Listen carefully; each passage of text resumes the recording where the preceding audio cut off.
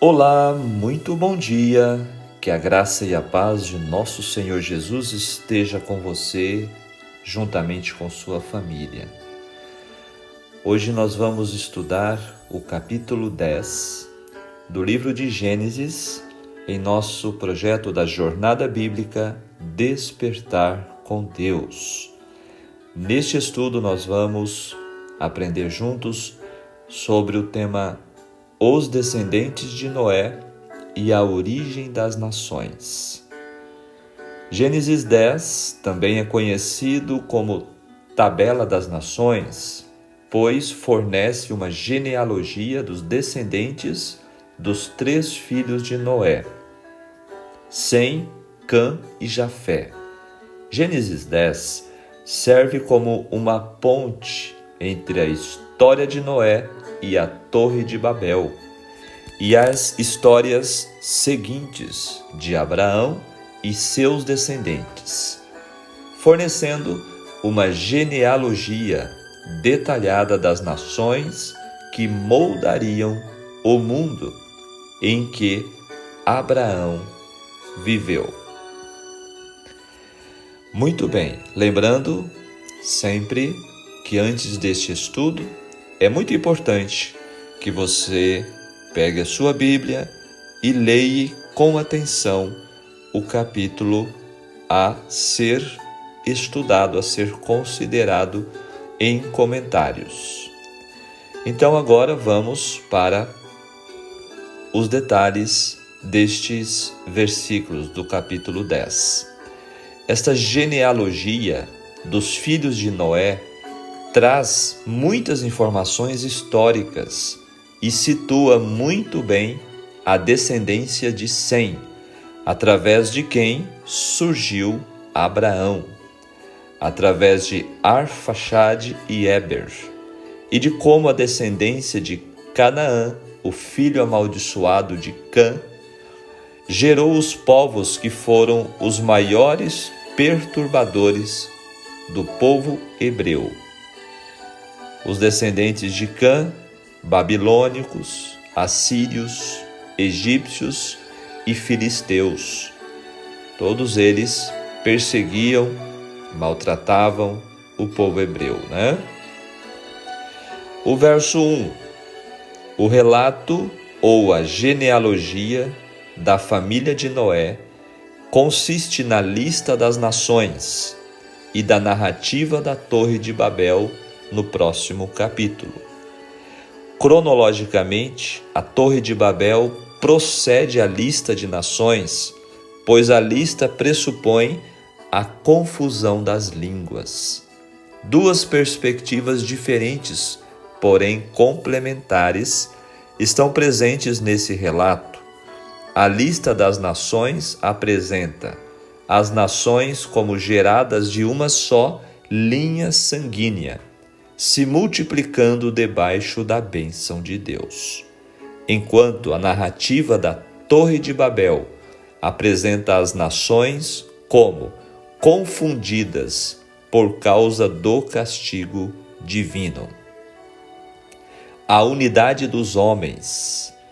Todas as nações têm um só sangue, uma das mais cabais provas da inspiração das Escrituras.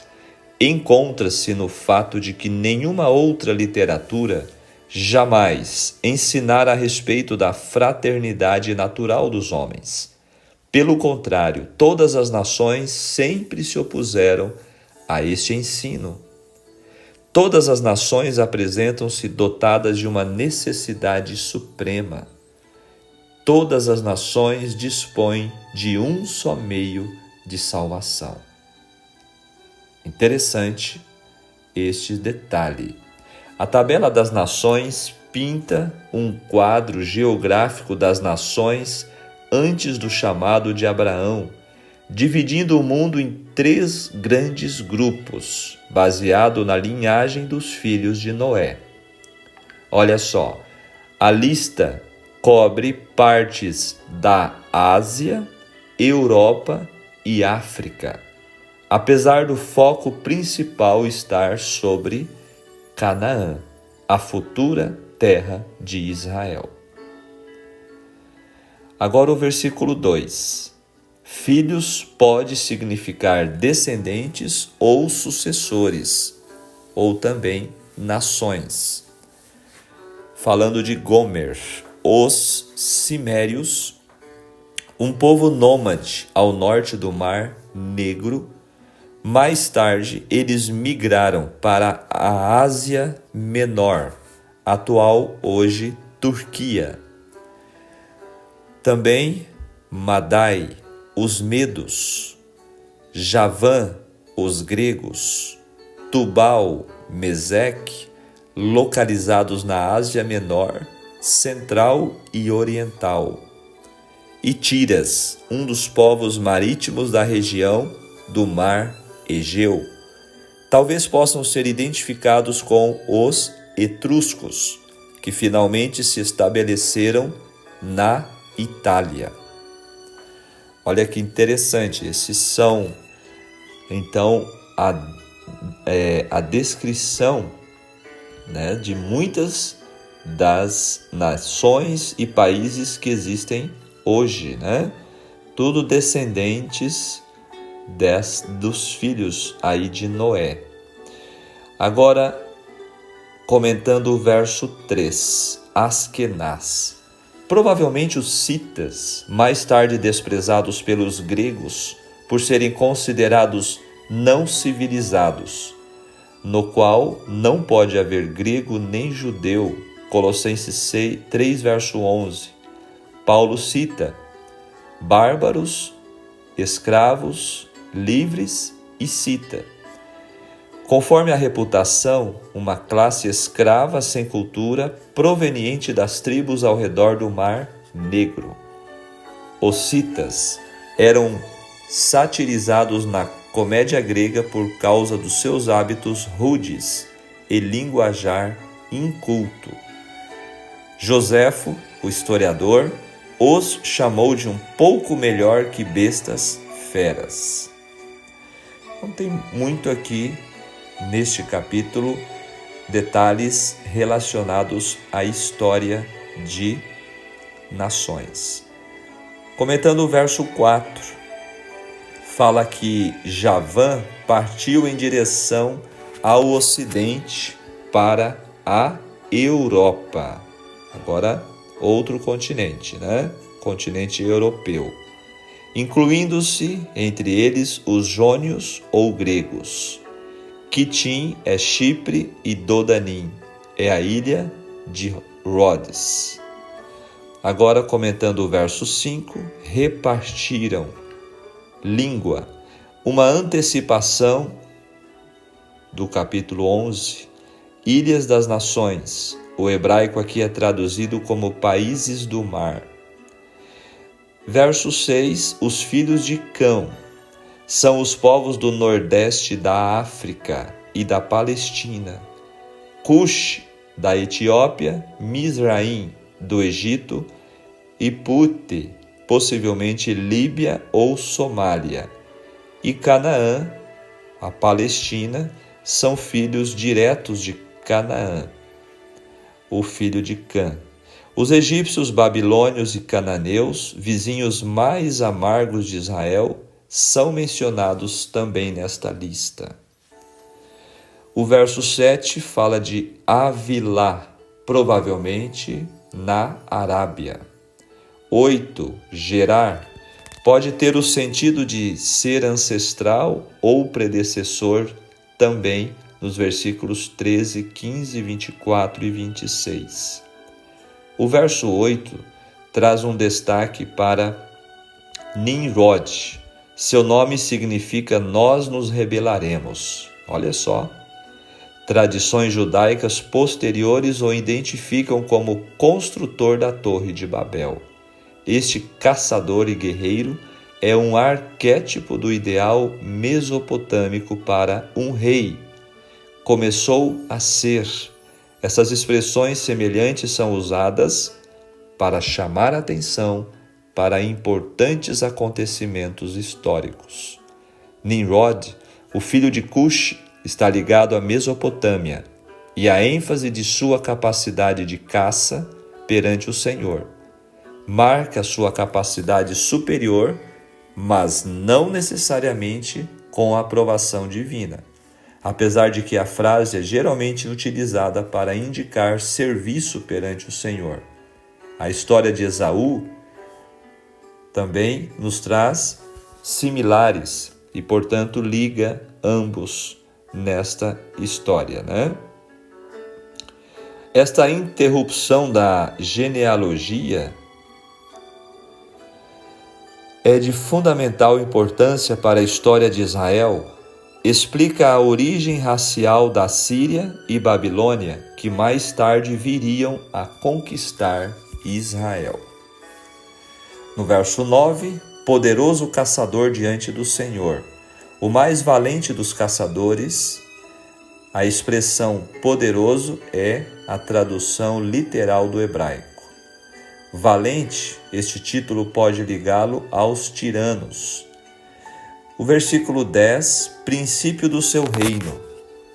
Nimrod, o precursor dos construtores de cidades e reinos, marca o começo da procura do homem pós-diluviano por domínio e autonomia contra Deus. Erech, uma das cidades conhecidas mais antigas. Erech era uma importante cidade localizada no rio Eufrates. Habitantes desta região foram posteriormente deportados para Samaria pelos assírios. Acade, embora fosse a cidade do famoso Sargão de Acade, nunca foi localizada. Sinear é Babilônia, a região babilônica. Calá, localizada na moderna Nimrud, onde os rios Tigre e Eufrates se encontram. O verso 13 fala de Misraim. Aqui relaciona-se ao Egito, o infame lugar da escravidão de Israel. Os Ludins viveram provavelmente perto do Egito. Leabim, geralmente uma variante de Lubim, os líbios. Naftuim, provavelmente os habitantes da região do delta do Nilo. O verso 14, Patruzim, os habitantes de Patros, no Alto Egito ou no Sul. Casluim, é possível que os casluítas se mudaram de Creta para o Egito e mais tarde formaram parte da onda de povos do mar que incluía os filisteus, estabelecidos na costa da Palestina e que buscaram invadir o Egito na Idade do Ferro, cerca de 1200 a.C. Alguns dos filisteus estabelecidos na costa da Palestina são mencionados no tempo dos Juízes. E também aparece no verso 14 os filisteus. Não é uma das 70 nações, mas é mencionado parenteticamente como outro inimigo amargo de Israel. Os filisteus, um dos povos do mar, vieram ao Egito através de Creta, antes de habitarem na Palestina. A conexão com o Egito aqui é aparentemente geográfica, ao invés de genealógica.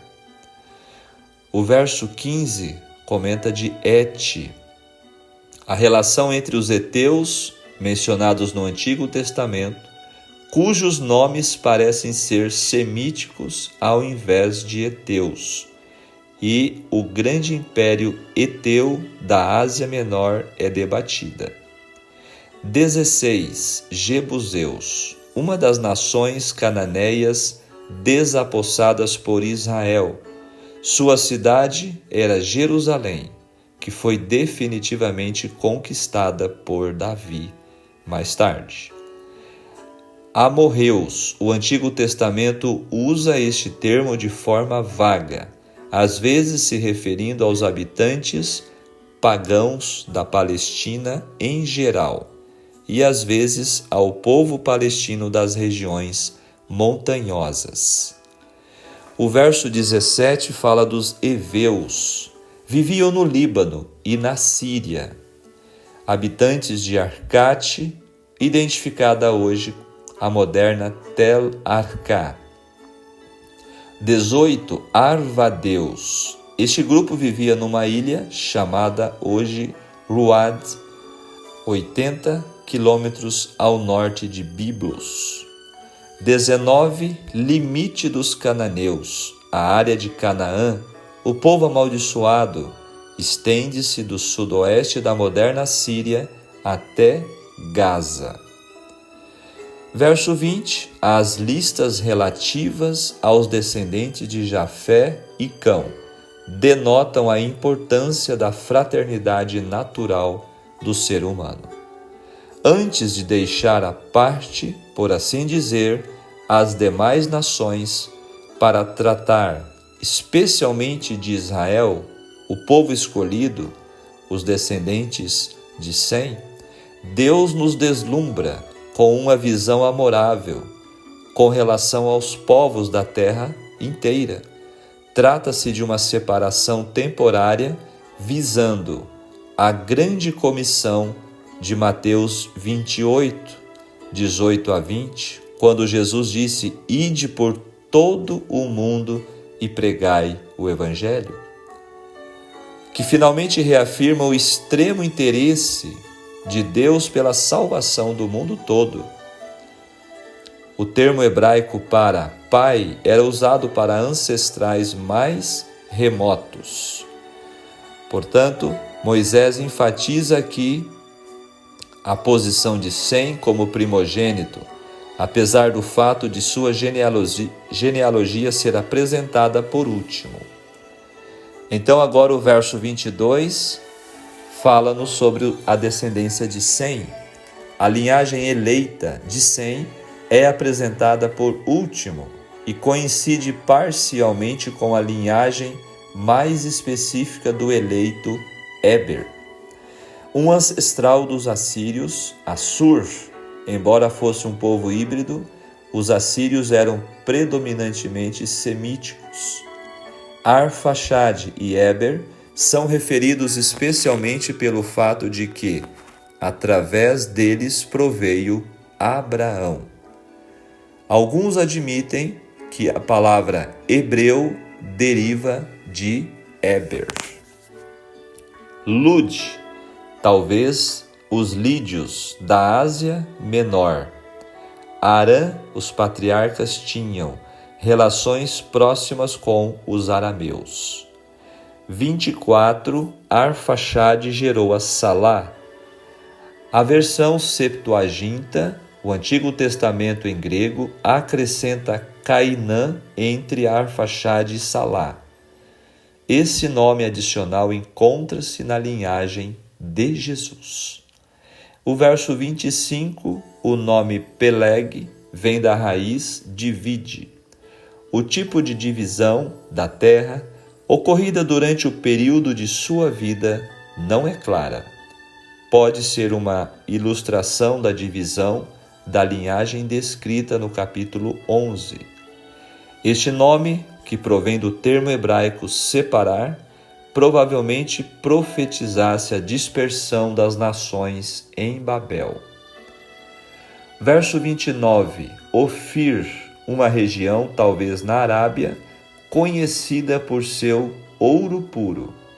Havilá, também, provavelmente na Arábia.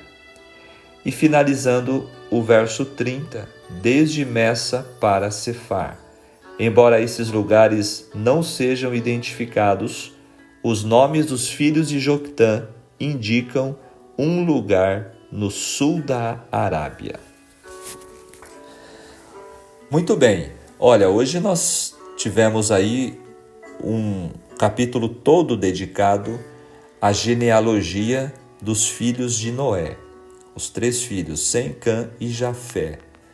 Não é uma leitura, não é um estudo assim tão interessante, mas ele é importante. Afinal, se Deus colocou essas informações genealógicas na Bíblia é porque elas têm importância, não é mesmo? Então, que possamos procurar dedicar, né, o mesmo tempo para entender o processo de desenvolvimento das nações e a importância de conhecer essa genealogia. Então vamos agora para o que diz o Espírito de profecia. Os descendentes de Noé.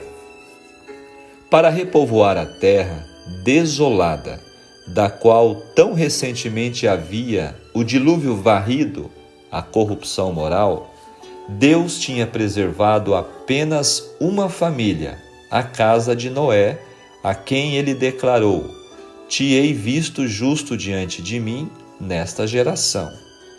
Contudo, nos 3 filhos de Noé, rapidamente se desenvolveu a mesma grande distinção que se via no mundo anterior ao dilúvio.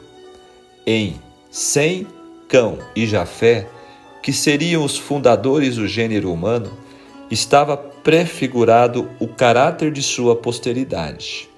Noé, falando por inspiração divina, predisse a história das 3 grandes raças que se originariam desses pais da humanidade. Seguindo a linhagem de Cão por meio do filho, em vez de o pai, declarou Noé: Maldito seja Canaã, servo dos servos, seja aos seus irmãos, conforme o verso 25 do capítulo 9.